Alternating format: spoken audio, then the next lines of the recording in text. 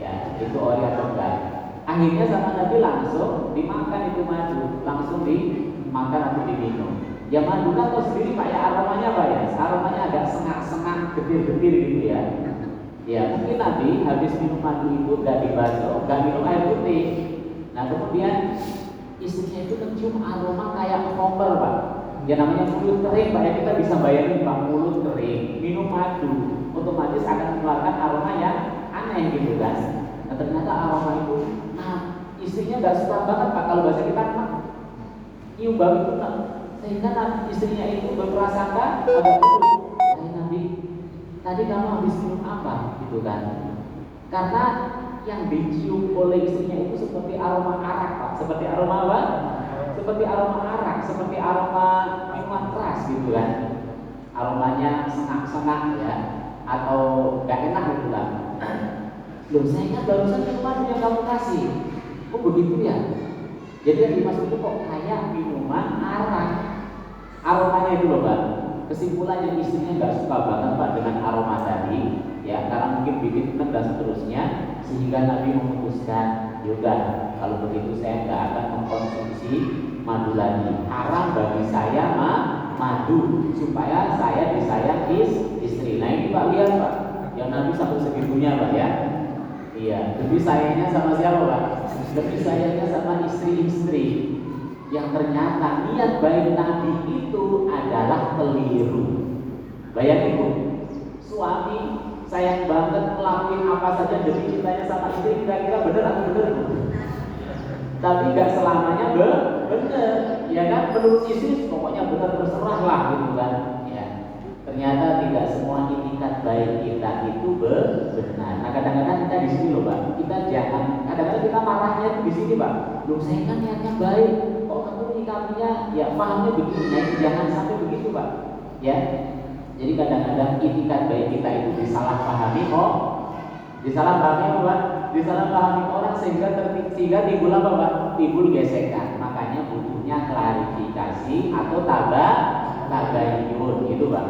Jadi kesimpulannya Nabi itu mengharamkan yang Allah menghalalkan demi cintanya terhadap istri, tapi ditegur sama Allah, ditegur. Itulah yang namanya lalat Pak, yang namanya maksum. Sedikit kekeliruan yang dilakukan Nabi, yang itu umum Pak. Sebetulnya apa? Sebetulnya umum manusiawi, tapi bagi seorang Nabi nggak patut, akhirnya sama Allah ditegur. Yang diabadikan dalam surah At-Tahrim, akhir surat terakhir daripada juz 28 ya. Baik Bapak Ibu yang dirahmati Allah. Jadi kesimpulannya, kalau kita bisa mengamalkan step-step tadi, karena fasih, mahir, tartil, mudah membaca Al-Quran itu bukan waranti dari buku ngaji, tapi waranti dan jaminan dari Allah Subhanahu wa Ta'ala. Yang penting kita berjalan di atas jalannya supaya sampai. Ya tadi yang kita ceritakan tadi, pertama harus apa? Ikhlas, mutaba'ah, jangan bosan-bosannya untuk dikoreksi dengan pengajar gitu. Ya jangan bosan-bosannya untuk dikoreksi sama pengajar. Karena sebetulnya saya nggak ingin koreksi Pak kalau nggak salah itu Pak. Saya pengennya itu lurus gitu ya. Pengennya lurus sehingga yang baca itu bisa langsung 50 gitu Pak ya. Kan enak kalau gitu. Ya, saya kalau ngajar tuh bingung tuh, nggak sampai itu 15-16 susah ya. Karena untuk bikin cepat itu nggak tega kalau langsung di pas-pas gitu saja. Ya, apa tadi Pak? Selain ikhlas, menapaktilasi jejak orang-orang terdahulu, ya, kita jangan bosan untuk dikoreksi, memperbaiki diri. Kemudian usahakan di mana-mana bawa Quran, kita punya target, ya. Kalau kita baca ada hal-hal yang bingung, yang nggak yakin, silahkan digarisi, ditandai, ditanyakan. Bila perlu punya buku khusus catatan kasih. Ya. Kemudian kita harus punya apa? Komunitas, ya. Berdoa, memperbanyak sholawat, dan kita harus beranggapan kalau Al-Quran ini seperti makanan, nasi dan lauk dan minuman, sehingga kita merasa butuh. Kalau enggak hari itu enggak baca, seolah-olah ada yang kurang. Insya Allah dengan seperti itu Bapak Ibu, ya kita akan enggak. Satu lagi Pak, ini pahala dari Allah. Setiap hurufnya, satu kebaikan, dan setiap satu kebaikan dilipat gandakan menjadi 10. Ditambah lagi iming-imingnya, nanti ini di akhirat akan berbicara. Wahai jamaah kasih yang dulu baca shotnya belum tamat, jangan khawatir gitu ya. Ini saya datang akan memberikan pertolongan, ya syafaat bagimu. Begitu nanti Pak, meskipun kita belum fase beneran, tapi kalau kita sudah on the track, sudah ada di jalannya, itu insya Allah. Kan pernah saya ceritakan Pak tentang pembunuh 100 orang, ya kan?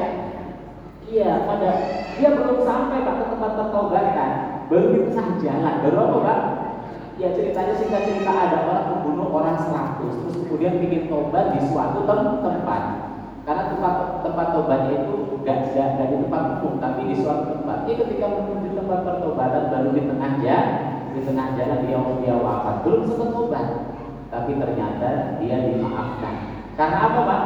Karena sudah di jalan yang benar tadi Pak, sudah siratal mustaqim gitu kan. Baik, Bapak Ibu dirahmati Allah, itulah sedikit tentang materi. Masih ada waktu sekitar 10 menit. Silakan yang ingin menambahi.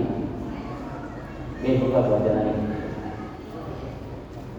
Penjelasan dari Pak Ustadz yang Allah bersalaman pada Nabi, saya belum paham maksudnya bagaimana ya? Ya, solawat, makna solawat Allah kepada Nabi. Allah kok bersolawat kepada Nabi.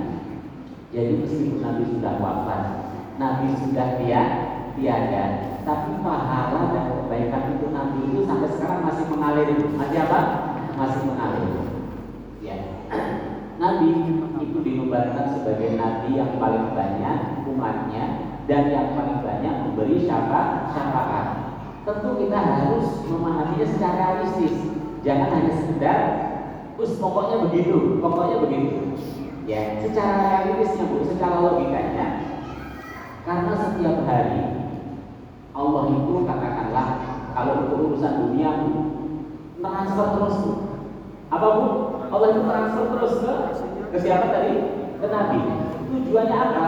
Tujuannya supaya nanti digunakan untuk menolong umatnya. Makanya makna sholawat Allah kepada Nabi itu Allah menambahkan nikmat, menambahkan karunia.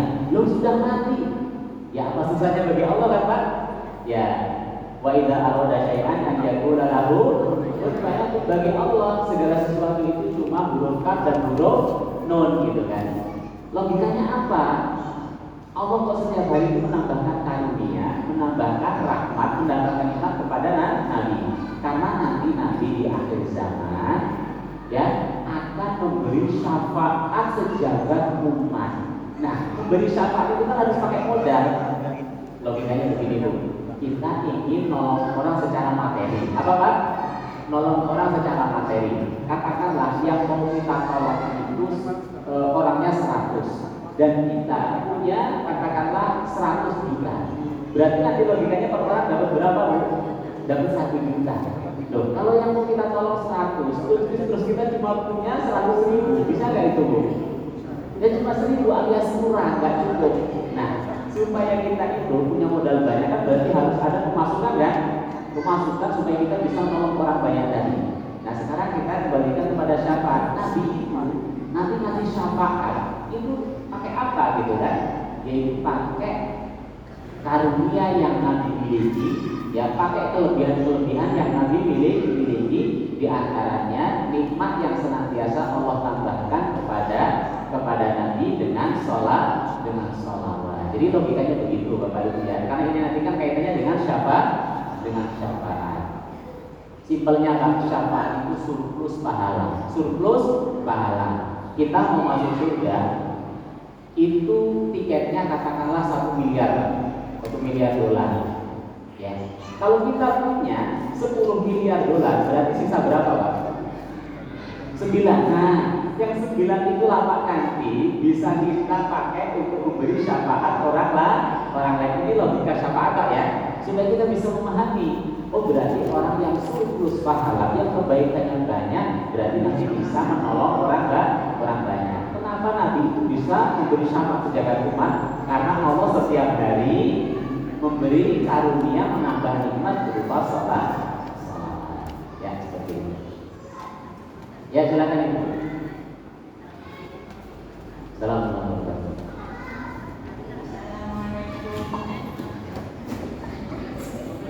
Assalamualaikum Pak Ustaz.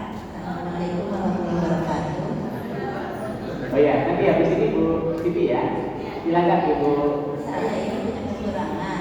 Jadi belum pernah sekalipun khatam Al-Quran. Kata orang harus khatam Al-Quran Pak Ustaz. Apa betul itu? Saya kan sedih kan udah bisa hafal. Sekarang aja menghafal ini hilang kayak gitu Pak Ustaz. Itu aja saya tanyakan, mohon maaf Pak Ustaz. Assalamualaikum warahmatullahi wabarakatuh. Waalaikumsalam warahmatullahi wabarakatuh. Ya, tidak ada, saya belum menemukan riwayat Bapak Ibu ya, wajibnya menghatamkan Al-Quran. Kalau membaca, menghayati, merenungkan, tadabburi dan mengamalkan memang banyak. Tapi tentang menghatamkan Al-Quran saya belum pernah mendengar ya. Karena mana khatam itu ada dua. Mana khatam itu ada dua. Pertama khatam membacanya, yang kedua khatam mengamalkannya. Saya pribadi kalau membaca mungkin sudah khatam berkali-kali, tapi untuk mengamalkan Al-Fatihah saja saya nggak tahu apakah saya sudah mengamalkan betul daripada kandungan surat Al-Fatihah. Gitu. Jadi jangan khawatir Ibu Asniati, ya. Insya Allah itu Maha tahu. Ya contohnya tadi, yang belum sempat taubat saja sudah ampuni, apalagi kalau sudah nyicil gitu kan Pak ya. Apalagi kalau sudah nyicil. Oh nggak apa-apa Bu, nggak apa-apa. Ya nggak apa-apa. Jadi apa kata Allah dalam Al-Quran?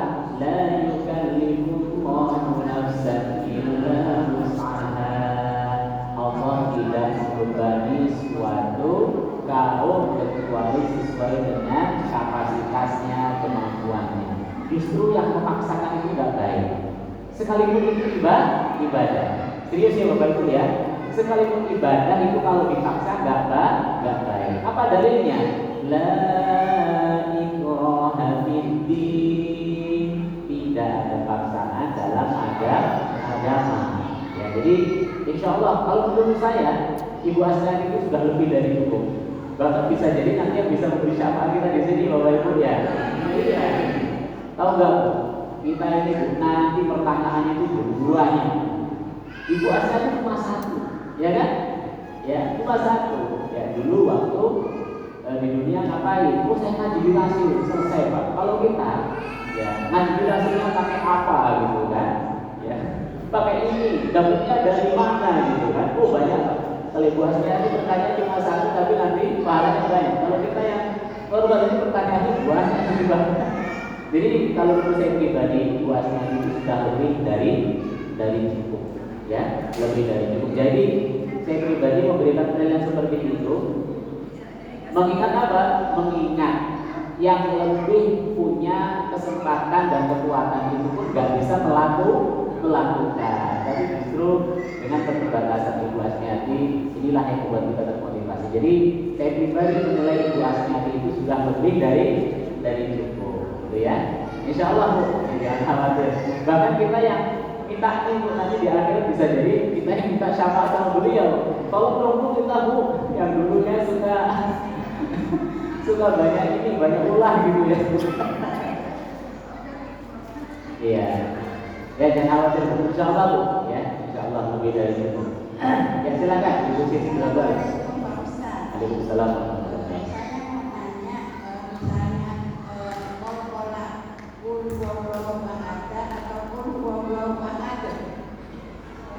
Terima kasih. Assalamualaikum. Ya. Pertanyaan Ibu Siti Global ini menandakan nantinya sudah jauh Pak. Ya. Itu karena dapat ilmu dari yang lain. Qul huwallahu ahad. Yang satu lagi Qul huwallahu ahad. Ya. Yang benar yang mana, yang salah yang mana? Ada yang tahu Bu? Jawabannya benar semua, yang salah yang nggak baca. Ya. Saya di VIP kami